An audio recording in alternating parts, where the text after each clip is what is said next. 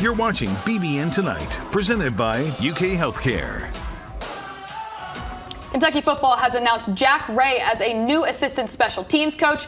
Ray has spent the past 2 as co-special team coordinator at Hawaii. And 2 former Cats have joined the staff as graduate assistants. Yusuf Corker will work with the defensive backs. Corker is a former 2-time captain, started 37 games for the Wildcats from 2018 to 2021. And also Bunchy Stallings lettered from 2016 through 2018 as a member of the Big Blue Wall. He started 26 games for the Wildcats and was a first-team All-American and first-team All-SEC player as a senior. Welcome back into BBN Tonight. Kentucky football is just 18 days away from the opener against Toledo and have spent the last 2 practices correcting what went wrong in that first scrimmage on Saturday while also building off of what went right. Coach Stoops told us it was a good day for the offense and there's plenty of touchdown highlights to show.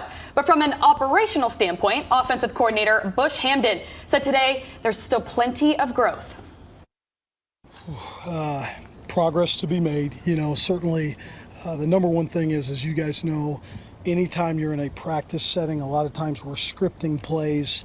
The 2 things that stand out are, number one, the first time from just an operation standpoint, we had the 40-second clock out there.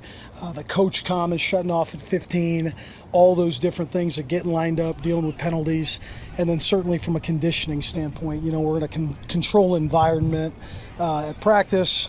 There 6 to 8 to 10 to 12 play drives. So those 2 things were certainly good things for our players to feel. Obviously making it like a game day, right? Because you've got the play clock being called. You can see it in the background right there. You also are shutting off those comms, so then you got to go by hand signals and talking and everything else. So good to hear they're doing this, getting ready for that opener. Well, a bright spot of the first scrimmage was second-year back Jason Patterson. We've seen him get a ton of work this offseason with transfer back Seth McGowan, dealing with some minor injury issues. Patterson was a hot topic as a freshman last year, but an early injury cut his season short a bit. Now with 2 veteran running backs joining the team from the transfer portal, he's putting in the work to earn his playing time. That's how the NFL go by. Like in the NFL, that's what them guys do. So, and I'm looking at them guys, that's where I want to be. I got to do it how them guys professionally do it. So, he brought him in. I congratulated him. You know what I'm saying? We try to help each other get better. And we compete against one another. And whoever get the job, we will support them and go throughout the season with it. I think in this day and age of college football, when you take a kid like him and you bring in 2 transfers, they got 2 ways to react to it. And he's been a guy that's just put his head down, gone to work. I think in a lot of ways, again, with those 2 other backs, we've seen him play a lot of football, and so he's getting a ton of opportunities.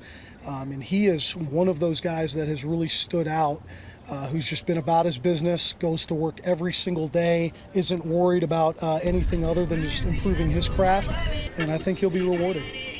Well, one thing's for certain in the SEC, you've got to have some depth at running back, and Kentucky certainly seems to have that this season. Every year, we talk about the grind of fall camp, and now that the Wildcats are into the 2nd week, that's where things can really start to be a drag. But this year's team has an advantage on keeping things fresh. I think competition, it always starts there, and I think we're certainly trying to create it at a ton of different positions. I think obviously we know the quarterback piece, and that's always going to be discussed. But again, the 2-3 backs we have are competing, and some guys are competing. They're going to be playing, but how many targets are they going to get?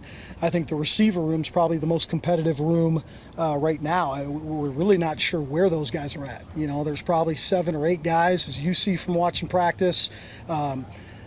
The consistency's up and down. Some of the better players are less consistent, and so on and so forth. The receivers are the battle to watch these next few weeks to see who can crack that rotation by August 30th. The tight end might be the one unit on offense that seems pretty set in stone. Josh Caddis is entering his senior season as a leader on this team, and Willie Rodriguez had a great freshman year and looks primed to take on an even bigger role as a sophomore. Henry Boyer is an experienced veteran added from the transfer portal. That should be excellent in the run game. But in the big new name in the room, it's tight ends coach Derek Shay. This is his first season in the role after replacing Vince Marrow over the summer. Sierra Newton caught up with him after today's practice. Past 16 months before taking this position, you were already working as a senior offensive analyst. Just talk about making that transition here at Kentucky. Yeah, it's been good. Obviously came here with Bush. Bush and I were together at the University of Missouri.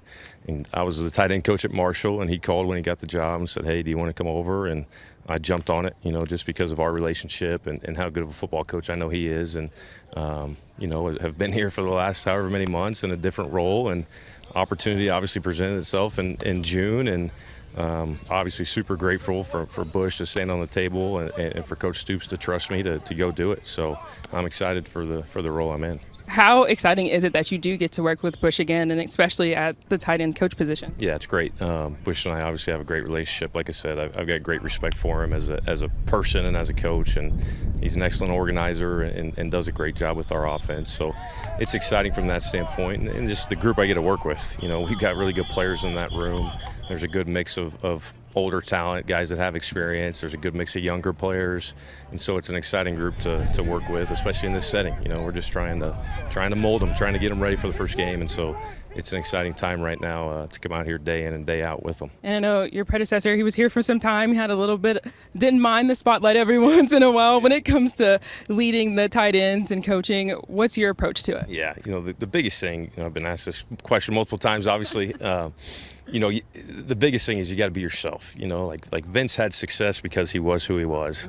Hopefully I'll have success or will have success because I am who I am. You got to be who you are.